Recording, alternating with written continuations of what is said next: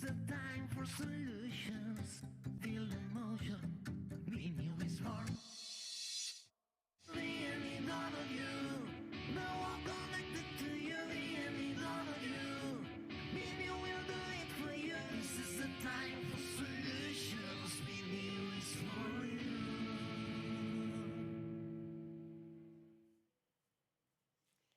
Seguimos desde el plató de sostenibilidad apoyando sobre todo esta nueva economía con más de 100 horas de contenido, acordaros, y también desde este D-Factory Barcelona, que ya cuenta con más de 40 empresas emergentes que apuestan por la industria 4.0. Y ahora nos centraremos en la agricultura. ¿Cómo podemos ser más sostenibles gracias a una tecnología que sea capaz de preservar el medio ambiente, pero también la salud humana de aquellos productos por los cuales apuesta? A partir de aquí hablaremos de sensores, de drones, de inteligencia artificial, de sistemas de riego eficientes, de monitorización, diferentes conceptos que nos los traerán nuestros speakers y sobre todo también nuestro moderador. Buenos días, Juan Ignacio Zafora, jefe de desarrollo de servicios de EIT Food.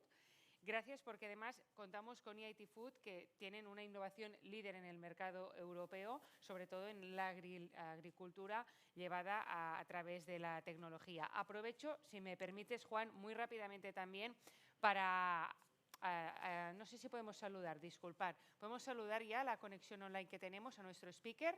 Sí, perfecto. Pues mira, aquí lo tenemos en pantalla. Quiero saludar a José Antonio Domínguez Andreu, gerente comercial de negocio agroalimentario de Ibercaja, que juntamente con los otros dos speakers, ahora los presentarás, pues complementarán esta mesa. Y también Ibercaja, recordamos, que es patrocinador del BNEW, de la Barcelona New Economy Week. Por lo tanto, nada, solo quería dar este apunte porque hoy lo tenemos en remoto. Gracias a Ibercaja también por acompañarnos. Muchas gracias. Buenos días a todos. Yo soy Juan Zafora de EIT Food, que es el Instituto Europeo de Innovación y Tecnología enfocado en alimentación, dependiente de la Comisión Europea. Nos dedicamos a gestionar y apoyar a innovadores y emprendedores en el sector agroalimentario. Y para comenzar hoy, tenemos, como bien ya lo presentaron, a José Antonio Domínguez, gerente de negocio agroalimentario de Ibercaja. Y aquí en el plató tenemos a dos exponentes de una startup y de una industria muy relevante en el sector.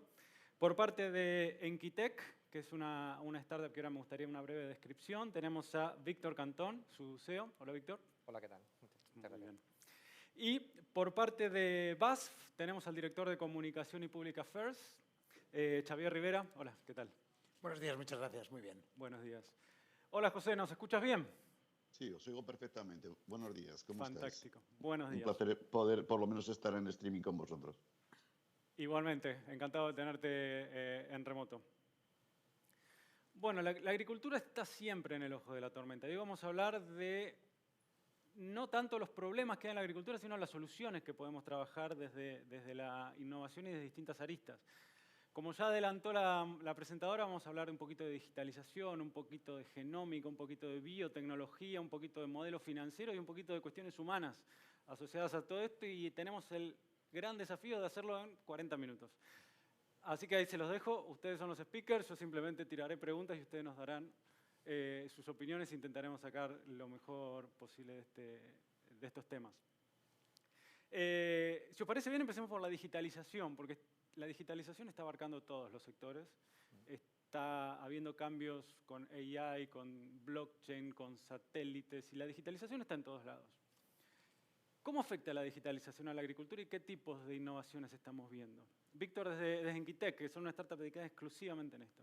Correcto. Bueno, si quieres, también pongo un poquito en contexto. Enquitec somos pues una empresa, una startup tecnológica centrada en el sector de agritech y sobre todo enfocada en dar soluciones a través del software, utilizando hardware existente, para que el sector agrícola, luego podemos entrar más en detalle, pero sea capaz de sacar provecho de estas tecnologías y este hardware ya disponible en el mercado, para que puedan pues, ser más eficientes, más sostenibles y al final más rentables como empresa, ¿no? Entonces, la digitalización, bueno, es justo nuestro core. Nosotros lo que vemos es que la digitalización pasa primero por sensorizar, ¿no? Y tomar datos en diferentes sectores, ya puede ser invernaderos, granjas interior, granja extensiva, granja intensiva, etc. Entonces, la digitalización al final lo que permite es mayor control, mayor conocimiento de las operaciones y, por tanto, con ese conocimiento, con esos datos, poder tomar decisiones informadas. Y al final, pues eso, con esa información, poder mejorar y ser, pues eso, más eficientes, más sostenibles, etc. Fantástico.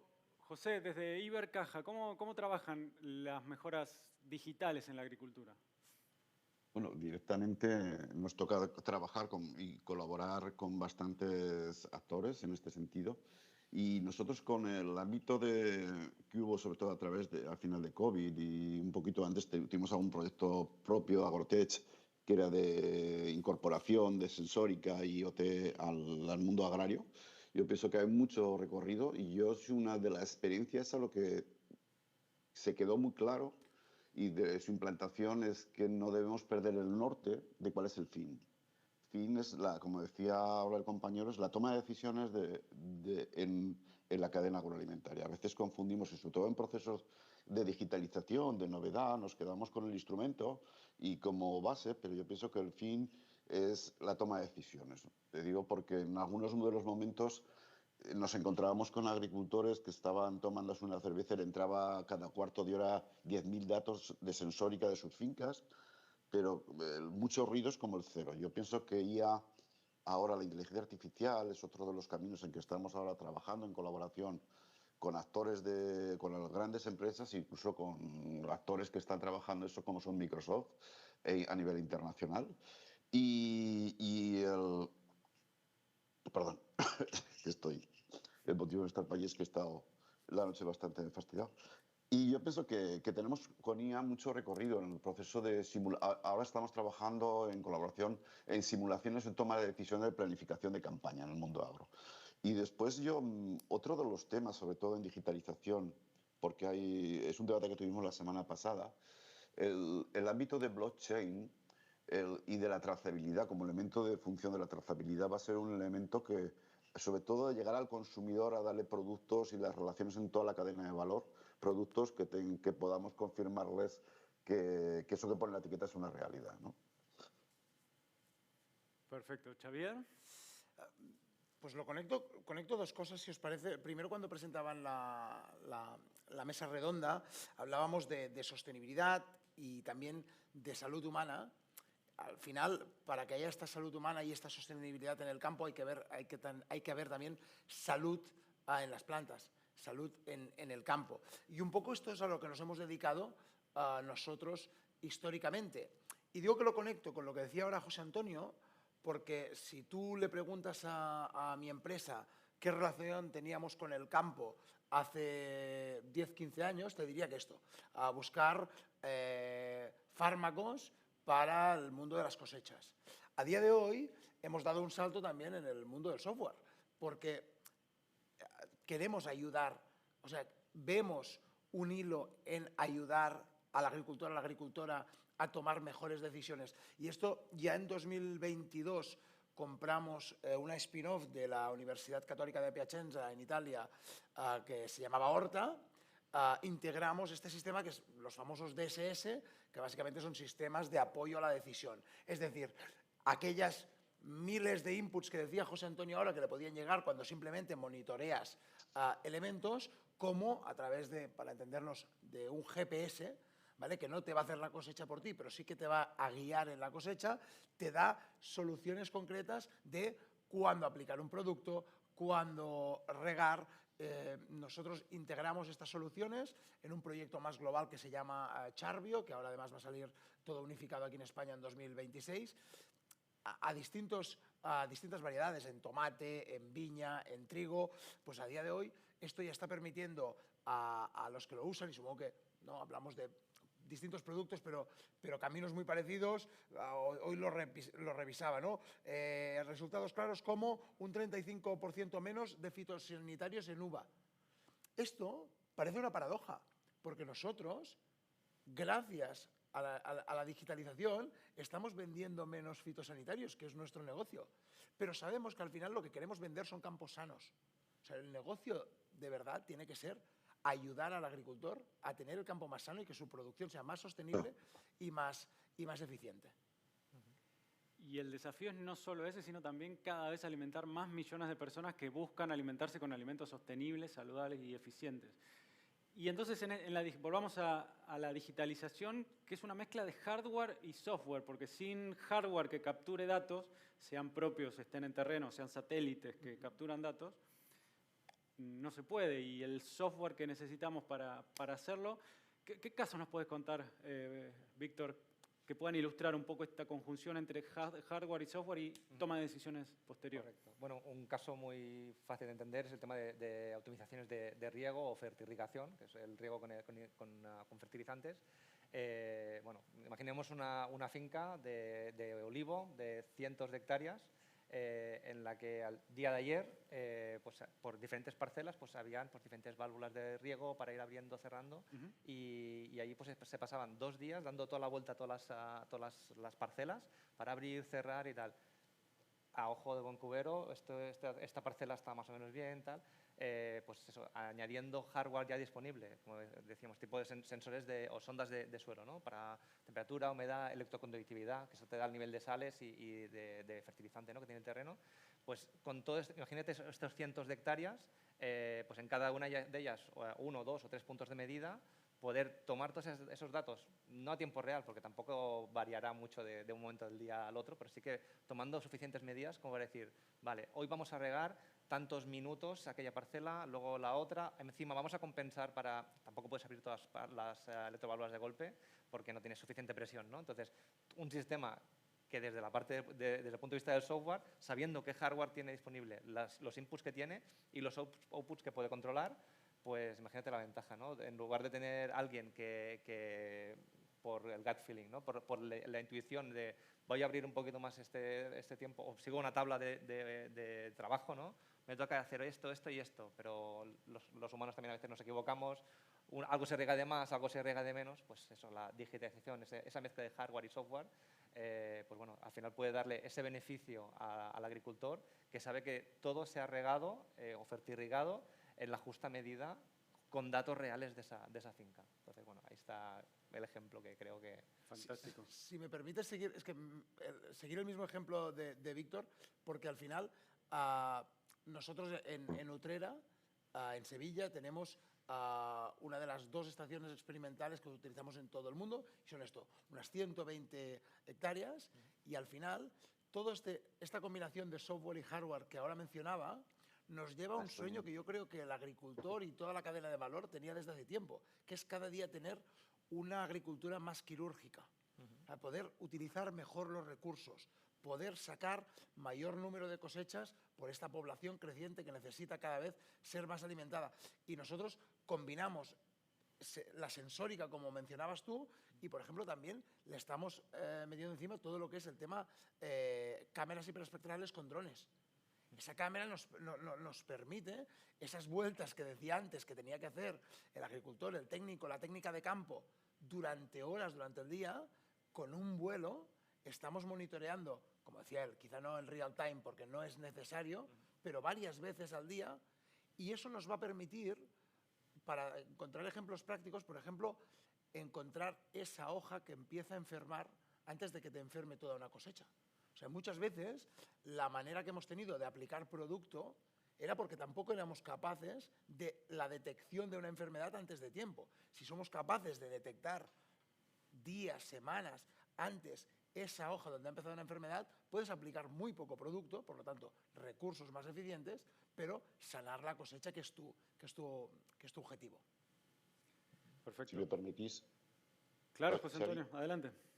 Bueno, no, yo ahondando en lo que han los 2 compañeros, yo pienso que la digitalización es un instrumento clave en todo lo que es el concepto de smart farming y que va a ser necesario, pero que no solo y por llevarlo un poco también al ámbito de la sostenibilidad, yo pienso que es una herramienta en la mejora de la sostenibilidad de las producciones. Muchas veces vemos que cuando entramos en acciones productivas de alta productividad, son siempre y por regla con ataques a la sostenibilidad. Al revés, yo pienso que la agricultura, el smart farming, sobre todo la agricultura de precisión, y estamos hablando en el ámbito de eso, los que nos van a llegar a tener una actividad productiva con menos, con uso, como decía también el compañero de Bas, con uso de algunos de menos recursos, porque muchas veces, tanto en el ámbito fitosanitario como en el ámbito de la fertilización, estábamos trabajando preventivamente, o sea, no hacíamos una dosificación de las necesidades que se había. Y no solo eso, que en el ámbito preventivo y entrando, hay desarrollado un montón de algoritmos ya con bastante precisión, en el cual momentos de temperatura y situaciones, digamos, de cómo está la finca, te aconsejan la prevención ya de tratamientos fitosanitarios. Y quería yo abrir otro melón, porque a veces cuando hablamos nos centramos mucho en la digitalización en el ámbito agro, decir también que en el mundo ganadero la digitalización y la sensórica en granjas de alta producción están trabajando pues, para cosas tan importantes como la reducción, por ejemplo, de antibióticos, porque no es necesario un antibiótico preventivo en el ámbito del porcino, en trabajar en el uso del bienestar animal, porque se puede localizar temperaturas de cada uno de los animales y localizar problemáticas que puedan darnos unas aletas para poder eso, con lo cual yo pienso que la digitalización y la tecnificación no es un enemigo de la sostenibilidad medioambiental, sino que pienso que es el aliado a futuro. Diferente entraríamos en las economías de escala que son necesarias para llegar a esas dimensiones, pero bueno, a esas tecnologías. Fantástico. Y trabajando un poco desde la digitalización que nos permite nuevos modelos de negocio, nueva gestión y nueva toma de decisiones, también nos permite tomar decisiones para gestionar de forma circular la agricultura, ¿verdad? El tema de la economía circular en agricultura es fundamental, no solo porque es un círculo cerrado de desechos, aspectos biológicos, cultivos, fertilizantes, animales, gestionar eso, sino además porque las distancias y los costes logísticos de mover cualquier tipo de recurso es brutal. ¿Cómo podemos acercarnos a la economía circular? ¿Qué propone BASF desde ese ámbito? En BASF tenemos muy claro, hay un mantra, ¿no?, que repetimos desde hace años, que es que el futuro será sostenible o no será, y para que sea sostenible tiene que ser circular. O sea, un modelo económico basado en lo lineal está condenado a la muerte porque vivimos en un planeta de recursos finitos. Por lo tanto, tenemos que cambiar el chip. Y la agricultura, al final, es, ¿no?, la gran actividad de la tierra. Entonces, hacer un uso más eficiente de los recursos, poder convertir aquellos residuos o subproductos otra vez y ponerlos al principio de la cadena de valor. No sé, te podría poner varios ejemplos, pero hay dos en los que estamos trabajando. Primero, inclusive ya cuando estamos fabricando agrofarma, productos fitosanitarios, estamos incorporando la economía circular. Por ejemplo, en nuestra fábrica de Tarragona, que es la más importante que tenemos en el sur de Europa, hace ya casi 20 años apostamos fuertemente por el agua regenerada. Un tema que ha sido, ¿no?, recurrente estos últimos 2 años, sobre todo aquí en Cataluña debido a la sequía. Apostamos fuertemente por el agua regenerada y hoy casi el 40% del agua que utilizamos en procesos industriales para fabricar fitosanitarios es agua de procedencia reciclada, es decir, son los sedales urbanos, las subestaciones urbanas que nos alimentan de ese agua y se trata con un proceso de doble osmosis por una empresa que se llama Itasa y utilizamos agua regenerada, es decir, circularizamos un recurso como el hídrico. Y después, por ejemplo, en campo, ya hace años que investigábamos en nuestra división de bioplásticos en cómo sustituir todo lo que son los acolchados que se utilizan en campo por materiales compostables y biodegradables. ¿Esto qué nos permitía? Pues le permitía al agricultor, uno, ahorrar hasta el 50% del agua de riego en esos cultivos, dos, reducir el uso de herbicidas gracias a la composición de este biomaterial y, al final, y quizá lo más importante, no dejar un residuo plástico que por mucho que retires siempre dejaba trazas en el suelo, sino que dejaba un residuo que se acababa compostando con la propia tierra. O sea, al final ponemos ciencia e innovación al servicio de cosas que ya hacíamos. Perfecto. José Antonio, desde el punto de vista financiero y empresarial, ¿hace sentido la economía circular a gran escala? ¿Cómo lo veis? Pues bueno, nosotros participamos financiando, nuestro objetivo es financiar proyectos de inversión. Cada vez más hay criterios, tanto en el análisis de riesgo de esos productos, cada vez se van a incluir criterios ASG que tienen pues, algunos ámbitos tanto de ambiental, social y de gobernanza, y tanto en nuestro productor de financiación como el productor de inversión. El jueves pasado estábamos en una jornada en la cual, aparte de la reflexión que si no es sostenible, porque la sostenibilidad no es más que la viabilidad a largo plazo, que si no cumplimos con esos requisitos, pues nos pueden echar del mercado. Y nosotros cuando vemos que la economía circular, en muchos de los casos, es una mejora de productividad. Tenemos casos en la zona noroeste, el noroeste español, Cataluña y Aragón, que somos la mayor cabaña de porcino blanco de Europa, en el cual uno de los problemas que era hace 10 años el ámbito de los purines, se está ahora reutilizando como fertilizante orgánico. Se ha utilizado siempre los purines, pero era un tema de gestión y sobre todo de saber qué estábamos manejando. Y yo pienso ya en la gestión entraría la digitalización como un elemento clave, porque entraríamos también a trabajar que algo sea llamado la agricultura de precisión, o sea, que echemos a cada superficie el rehogge y cada planta el rehogge y también la fertilización. Y yo en ese sentido lo que tendremos que entrar es a modelos integrales de fertilización, que parte serán también esos purines, y para daros una cifra, un metro cúbico de purín de una granja, generado por una granja, el 90% es agua, no olvidemos, costaba antes alrededor de los 6 euros. Hoy no es que cueste, sino que consigues un retorno para la granja y un coste menor para el agricultor. Gracias, José Antonio. Y has introducido un tema que yo creo que es fundamental y me gustaría dar una vuelta de página al tema de economía circular, pero está muy relacionado, y es que estamos pasando de un modelo basado en insumos químicos a uno basado en insumos biológicos, porque nos hemos dado cuenta que el insumo biológico termina fortaleciendo el suelo y el suelo termina gestionando la planta, absorbiendo más agua, gestionando flujos circulares, brindando más salud, lo que decíamos antes.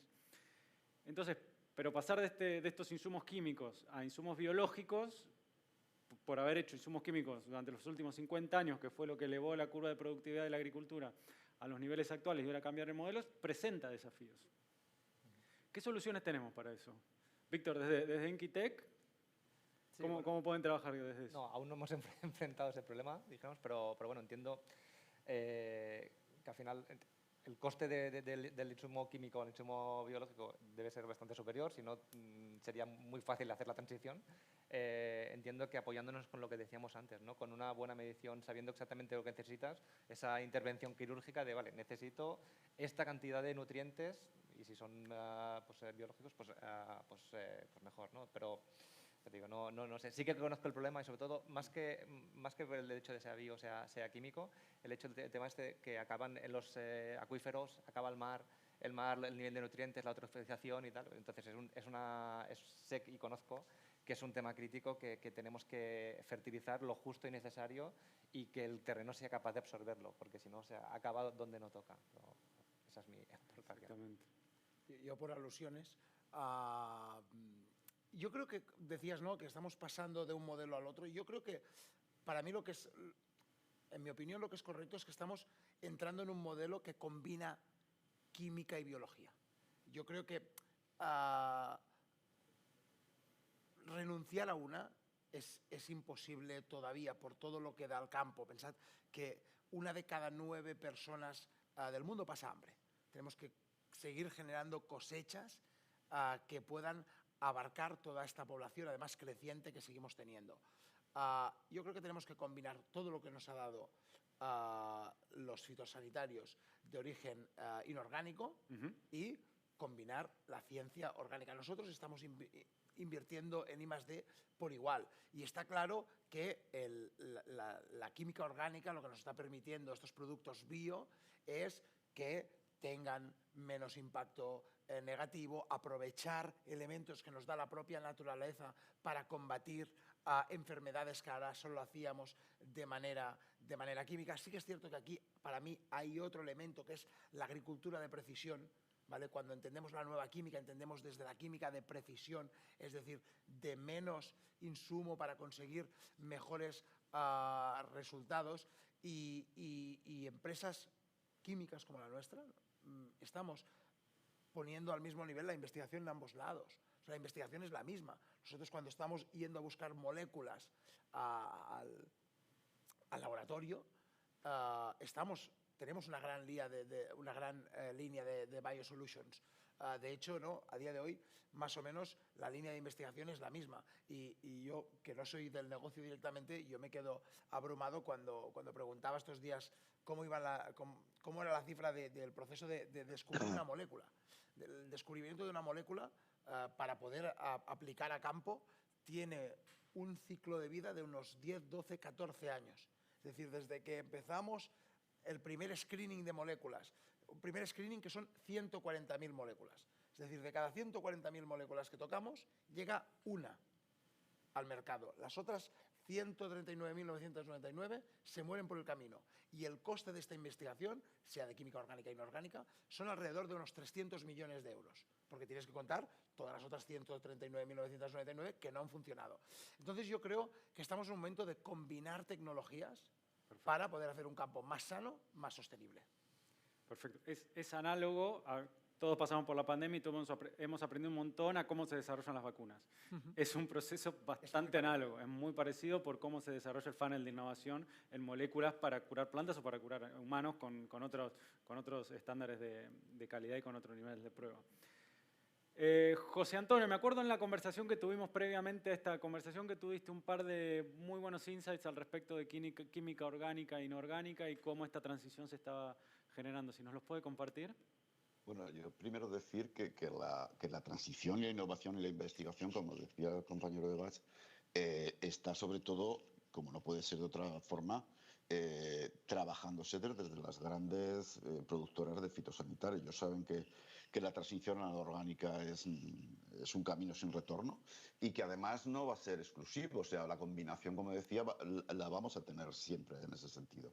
Yo el otro día os ponía un ejemplo también, porque era la extracción, y él ha sacado el ámbito de las moléculas, lo que se ha avanzado tecnológicamente, y para eso también la tecnología y la digitalización, porque hasta hace poco la digitalización nos permite empezar a leer el ADN, el ámbito de los cromosomas.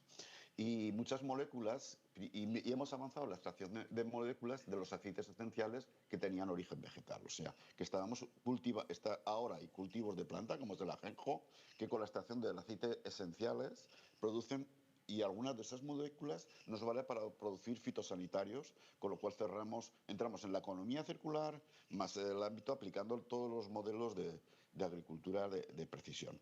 Yo pienso que ahí tenemos. Hasta ahora la parte digital ha cambiado, yo pienso, al final del siglo pasado y el inicio de este. Le va a quedar recorrido, pero quien realmente va a cambiar va a ser la biotecnología, quien va a cambiar lo que queda de siglo. Va a ser una de las herramientas principales para que ese hándicap de cómo alimentar a esa humanidad, pues lo tengamos delante. Sí que quiero decir que igual el concepto alimentación, pues va a haber bastantes tendencias de cambios y el acceso, pues estamos viendo carnes de proteínas vegetales o temas de otro tipo, que las tendencias de consumo y que llamamos alimentar, pues bueno, ahí están cambiando. Hace 15 años salió Golden Race, que lo que permitió es alimentar al mundo que come el arroz, que es casi el 60% que se basa su nutrición en el mundo del arroz, a producir pues un arroz, digamos, más productivo y más fácil de producir, como fue en los años 50 de la revolución verde, el maíz híbrido, ¿no? A nivel de impacto mundial. Y volvemos al tema de la digitalización y la economía circular. Hablábamos de química orgánica, pero nos damos cuenta que la economía circular tiene su rol y también la digitalización, porque al final la digitalización acelera los procesos de I+D, ¿verdad? Y algo que hablábamos, me acuerdo, era los gemelos virtuales que se generan y cómo gemelos digitales, exacto. Somos capaces de, explícalo mejor, José Antonio, mejor, porque tú lo haces mejor. Somos capaces de predecir cómo van a interactuar diversas moléculas con el entorno de forma digital sin tener que esperar a hacer los estudios in vitro, ¿verdad? Sí, bueno, acelera en parte los procesos que teníamos de obtención de nuevas moléculas, o igual que en el ámbito de mejora genética en el ámbito de los leñosos, o encontrar variedades en el ámbito de... Son periodos que a veces los que estamos fuera pensamos que es un tema que se le ha ocurrido a alguien mañana. Queda mucho en el camino, son mucho periodo de inversión. Y hay en... Perdona, que es que me cuesta seguir hablando. El ámbito de gemelos digitales lo estábamos nosotros trabajando porque hasta ahora lo que teníamos era simuladores, en nuestro caso financieros, aunque en el ámbito que nombrabas, de ver cómo se activaba y cómo tú en un simulador metes más términos, metes casi todos los términos que puedes para saber cuáles son las relaciones y las posibles interrelaciones en cómo va a funcionar ese tema en cultivo. Y nosotros lo que estábamos ahora trabajando es la posibilidad de aplicar gemelos digitales al ámbito de la planificación financiera, de cultivos a 25 años o 30, porque cuando vemos ahora que están muy en boga las plantaciones de alta densidad, pero por el objetivo de la mecanización, en almendro, olivar o lo pones o en pistacho, son decisiones que se tienen que tomar a 20, 25 años y tienes que saberlo, ver cómo va a funcionar, incluso metiendo algoritmos de cambios geopolíticos de precios, de cambios de consumo, de afecciones climáticas, de afecciones de nuevas tecnologías que puedan incorporar, y tienes que tener la capacidad de estresar el modelo desde muchos factores, ¿no? Y yo pienso que gemelos digitales nos va a reducir el riesgo de equivocarnos en el ámbito de la investigación y en el ámbito también de ver la eficiencia de nuevos temas e incluso la rentabilidad de inversiones, ¿no? Fantástico. Fantástico cómo empezamos a unir la tecnología, los avances, las necesidades del agricultor y las necesidades de los financiadores y cómo pueden abarcar la financiación. Y en este sentido también vemos, y otro de los grandes tópicos que están ahí, siempre son los mismos clichés, pero al final por algo están en la conversación, que es la inteligencia artificial. Y la inteligencia artificial está basada en datos. Correcto. Si no alimentamos a la inteligencia artificial en datos... Correcto. Bueno, lo típico que se dice, y es totalmente cierto, es para que la inteligencia artificial pueda hacer su trabajo, tiene que tener no solo datos, tiene que tener buenos datos. Entonces, datos pueden ser mal o incorrectos por diferentes temas, ¿no? Que los sensores o quien provee esos datos no lo puede hacer de forma correcta y tal. A veces por sesgos propios de quien está haciendo esa toma de datos, porque tú puedes poner los sensores o el origen de esos datos de forma, tú crees, objetiva, pero puede haber cierto subjetivismo, ¿no? Entonces, pues bueno, está claro que bueno, una vez pasado este paso, ¿no? Tener una buena fuente de datos, la IA será tan buena también como las preguntas que le hagas o hacia dónde la entrenes, ¿no? Entonces, bueno, yo para ponernos un ejemplo, nosotros estamos utilizando inteligencia artificial aplicada a visión. De momento, bueno, ha sido uno de nuestros casos más puntuales, más que de los sensores de temperatura, humedad, etcétera, que ahí aplica más machine learning, que también es una rama de la inteligencia artificial, pero es como más estadística. Pues esa inteligencia artificial aplicada a la visión la hemos utilizado para hacer detección de posibles plagas, enfermedades en cultivo de granjas indoor, que es, bueno, si conocéis el sector, es muy propenso, son ecosistemas cerrados, es muy propenso que hayan, pues eso, hongos, o si entra una pequeña plaga, se esparce mucho más rápido porque el clima es perfecto para ello. Entonces, ahí se puede hacer el uso, como tú comentabas antes, ¿no? El tema de cámaras multiespectrales, tecnología de visión muy avanzada, pero también muy cara, ¿no? Entonces, el caso de uso es utilizar inteligencia artificial utilizando lo que tenemos todos en un teléfono, que gracias a esa tecnología la visión artificial ha bajado muchísimo de precio. No vale lo mismo hoy en día una cámara RGB de luz visible que lo que valía hace 20 años. Entonces, esto nos permite tener cámaras muy baratas o incluso móviles con drones, por ejemplo, también comentaban, por muchas partes del cultivo. Y al final, el agricultor ve una bandeja de cultivo o una planta, y si tiene ese conocimiento te puede decir, vale, esto tiene pues mildew o tiene posiblemente esta deficiencia, etcétera. Entonces, como somos capaces de hacerlo con nuestros ojos, bueno, no lo haremos tan tempranamente como lo haría una cámara multiespectral, pero lo podemos hacer de forma también económica, ¿no? Al final también lo que comentaba José Antonio, el tema de no perder de vista cuál es el fin. El fin es ser más rentables, producir más, producir mejor, etcétera, ¿no? Entonces, no hace falta utilizar la última tecnología ni la tecnología más cara, sino la adecuada para el caso de uso. Entonces, nosotros tenemos ese caso de uso. Inteligencia artificial, visión con luz de esto y poder detectar con cierta tiempo anterior, ¿no? Poder detectar esas enfermedades de las plantas. Y trajiste a la mesa los cultivos indoor, porque hasta ahora veníamos dando tácitamente hablando de cultivos outdoor a gran escala y ganado también a gran escala, pero el cultivo indoor se controla cada una de las variables, básicamente es una fábrica de alimentos, para llamarlo así. No se cultivan, sino que casi se fabrican. Correcto. Y lo principal, ¿no?, es que trabajan también con la variable Z, ¿no? X, Y, que es lo que estamos acostumbrados. Entonces, ahí aparecen temas de ergonomía. Claro, si puedes plantar de forma apilada, pues mejor si tienes una nave como esta, ¿no?, o 5 o 10 metros, te da ciertas ventajas. Puedes producir mucho más en menos metros cuadrados.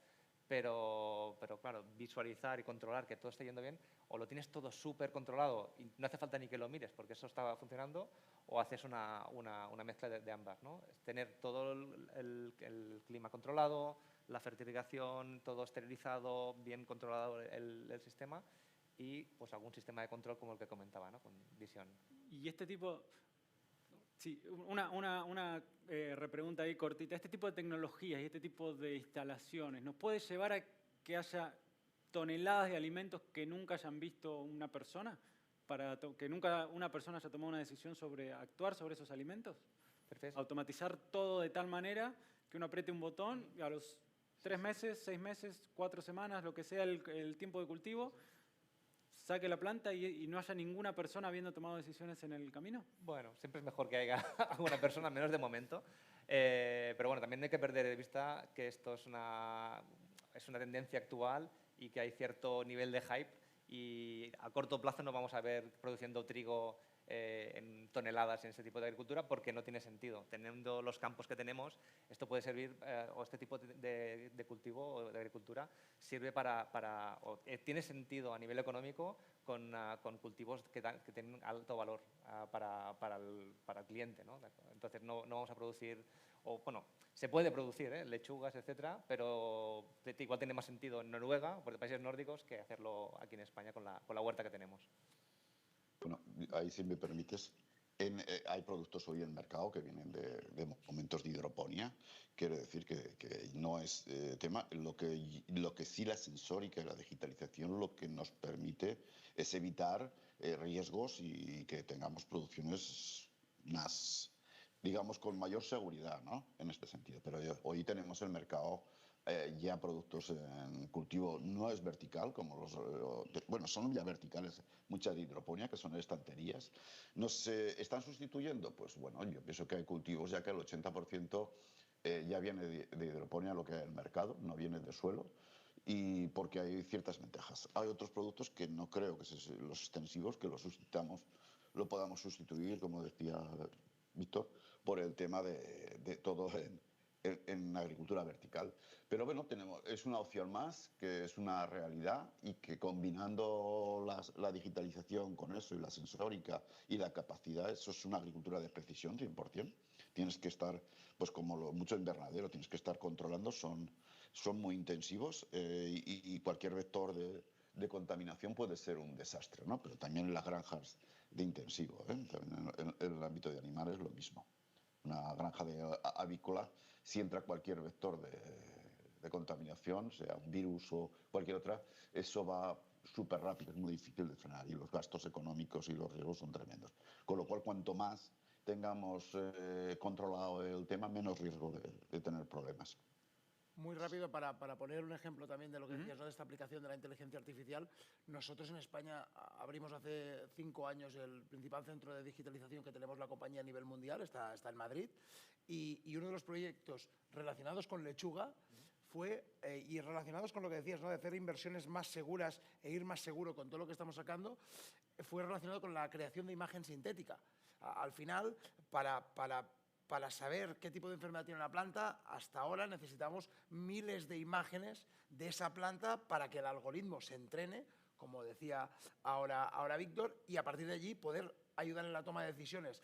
Gracias a la creación de imagen sintética y este proyecto nos ha permitido que con solo 19 imágenes reales el algoritmo genere miles de imágenes realistas que a él le permiten después entrenarse y viendo esas imágenes tomar decisiones sobre qué necesita esa planta para ser curada, ¿no? Vemos eso, cómo esa inteligencia artificial nos da seguridad, agilidad y al final eficiencia. Bien, yo quería poner el punto de automatización extrema sobre la mesa para irnos a la realidad actual, y es que es sumamente basada en personas, porque los agricultores, en su gran mayoría en España, son pequeños agricultores. Hay grandes extensiones, pero si hablamos de la gran mayoría son pequeños agricultores que en promedio son de edad avanzada, de edad adulta o ya mayores, que no tienen una transición generacional, un relevo generacional latente, y eso nos genera una problemática que nos obliga a hacer innovación social en la agricultura. ¿Cómo podemos abordar este tipo de desafíos? José Antonio, desde Ibercaja, ¿cómo podemos incluir esto dentro de los análisis de riesgo, por ejemplo, o de la estrategia de financiación? Bueno, voy a entrar primero sobre la realidad. Yo pienso que sí que tenemos una población de agricultores envejecida. Tenemos una media de 59 años en el sector hoy agrícola ganadero. Pero yo también quiero decir que a veces hablamos del tema del relevo generacional y mirándolo desde el punto de vista de cuánto tendría que entrar, cuál sería el input de jóvenes para mantener una misma realidad que teníamos del status quo del sector agrario. El sector agrario español le falta vivir un proceso que vivió ya hace 15 años el francés o el alemán o el italiano por eso. Nosotros aún estamos en 900.000 explotaciones, estoy hablando agrícolas, en este momento, frente a 300.000 que tiene Francia, teniendo mayor superficie y con otras realidades. O sea, yo pienso que en los próximos 4 años van a desaparecer entre 300 y 350.000 de esas explotaciones, y con lo cual, eso sí, la media de tamaño y las exigencias de la dimensión mínima de viabilidad de esas explotaciones, por muchos motivos, porque el margen se ha reducido bastante, los efectos COVID o Carania o Gaza han sido tremendos en lo que es el margen bruto y por tanto la renta necesaria para mantener una explotación. Y si en alguno de los casos hasta se han llevado por economías de escala para aplicar algunas de las tecnologías que estamos hablando a dimensiones que están muy por encima de la empresa familiar pequeña, que de explotación familiar, ¿no? Yo pienso que tenemos que por lo menos tener claro cuál es, y yo he hecho en falta eso, ¿eh? No hay una visión de cómo queremos que sea el sistema agroalimentario, y diría el sistema agroalimentario, no diría solo el sector agrícola, porque si no tenemos una visión de cadena es muy difícil que tengamos, porque yo pienso que la verdad de todo el proceso alimentario es en un lineal donde se acaba, y si no tengo esa visión, es un lineal de un supermercado cuando un consumidor decide coger un producto u otro, y todo lo demás, si solo pensamos que con sacar el tractor o poner la granja está resuelto, está mal. Con lo cual, en ese sentido, el relevo generacional, y entraríamos ahí si tenemos la formación y la capacitación para esa gente, van a ser menos, pero con unas exigencias profesionales muchísimos mayores. Hoy muchas veces se esgrime que el sector agrario no está digitalizado. Cualquier joven de 40 años va con 5 pantallas en su tractor. Quiero decir, está súper digitalizado. Yo diría que incluso a veces más que entrando en polígonos industriales de nuestro tema, ¿no? De pequeñas empresas. Y la verdad es que va a ser muy exigente, esto va a ser muy selectivo lo que vamos a vivir en este proceso. Uno, por las economías de escala que se producen por el coste de los inputs. Si vemos hoy los precios de los cereales, además este año que tenemos buena cosecha en el ámbito de cereales, está por los suelos. Y ya si le ponemos las incertidumbres geopolíticas, de decisiones de aranceles o de entrada de otros productos o acuerdos con Mercosur, pues bueno, el tema es complejo y está para unos elegidos. Muchas gracias, José. Creo que has dado el punto clave y un gran cierre a esta mesa. Les agradezco mucho a los tres por su participación, y te pasamos el relevo. Y yo también me quedo con esta salud en el campo, ¿no?, que hacíais esta apreciación al principio. Hablábamos también de esta tecnología, de la irrupción, pues tanto del software como la parte del hardware, de la importancia de los inversores, pero ¿qué deberes les tenemos que poner a unos agricultores que también cada vez tienen más responsabilidades, por ejemplo, en el ámbito de la administración, más responsabilidades sociales también en el ámbito del campo? No sé si esta parte tecnológica también la deben asumir ellos mayormente. Yo creo que es una pregunta para los tres. Mi percepción es que hay políticas de apoyo que van llevando a querer hacer más eficiente la agricultura y eso les permite generar mejores modelos de negocio a los agricultores, pero la transición generacional también tiene un punto de adaptación de tecnología que es importante. Creo que de todo lo que hemos hablado va esta obsesión, la obsesión para hacerle más fácil la vida al agricultor, que realmente lo es poco. Y supongo que el gran reto es precisamente que la agricultura no está muerta y más con estos cambios, ¿no? Que es lo que también nos mantendrá vivos. Yo, pues, si sí, me permites, disculpa. simplemente una reflexión final.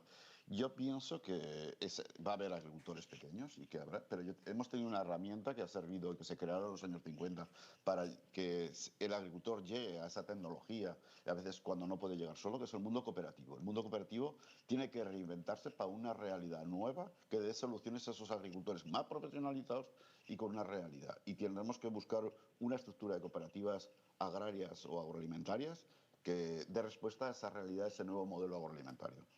Pues mira, me va perfecto, José Antonio, que ya pongas el broche final a este panel para volver a agradeceros también a Ibercaja, que es uno de nuestros patrocinadores de este plató de sostenibilidad del BNIU de la Barcelona New Economy Week. Muchísimas gracias a los speakers y especialmente Juan Ignacio Zafora, jefe de desarrollo de servicio en EIT Food.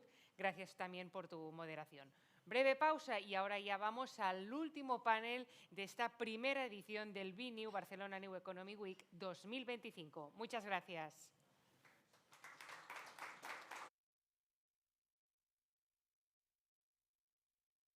Barcelona, vibrante y emprendedora, posicionándose como una de las ciudades favoritas para los profesionales tecnológicos. Con este espíritu nace el Distrito 4.0. Como sede de un genuino ecosistema tecnológico internacional, reúne proyectos punteros en robótica, impresión 3D, inteligencia artificial, IoT, nanotecnología y sensórica, en una de las mayores zonas productivas de Europa.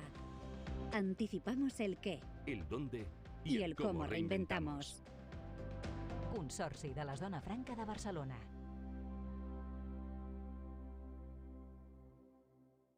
Després de tant temps a l'atur, sento que torno a respirar. Hi ha un moment que et preguntes què has estat perseguint tota la vida. Vaig estar molt de temps deixant-me portar. He fet realitat el que un dia vaig somiar. He trobat el que m'agrada. Reconnectar amb la feina m'ha salvat.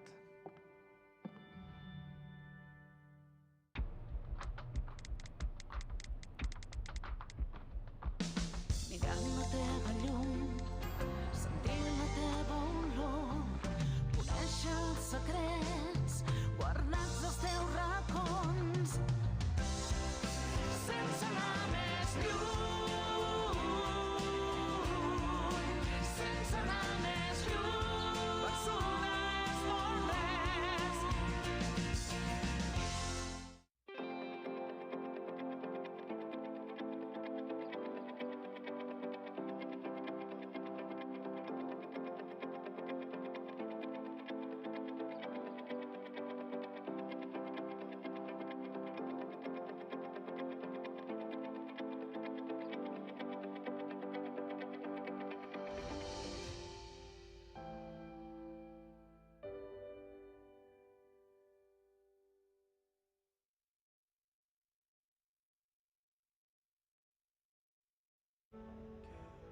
Maite, et necessito. És per la nova línia de producció. Ha sorgit una oportunitat, però no ens entra en el pressupost. Te n'envio els detalls i mirem com es pot finançar, d'acord? El millor de tenir algú a prop és que t'escolta. A CaixaBank Empreses estem a prop per acompanyar-te i portar la teva empresa on vulguis. CaixaBank, tu i jo, nosaltres. Informa't a caixabank.cat. Estamos muy bien, pero tenemos que invertir para asegurar el futuro de la compañía y de nuestra gente. Tú eres la CEO, hermanita, tú decides.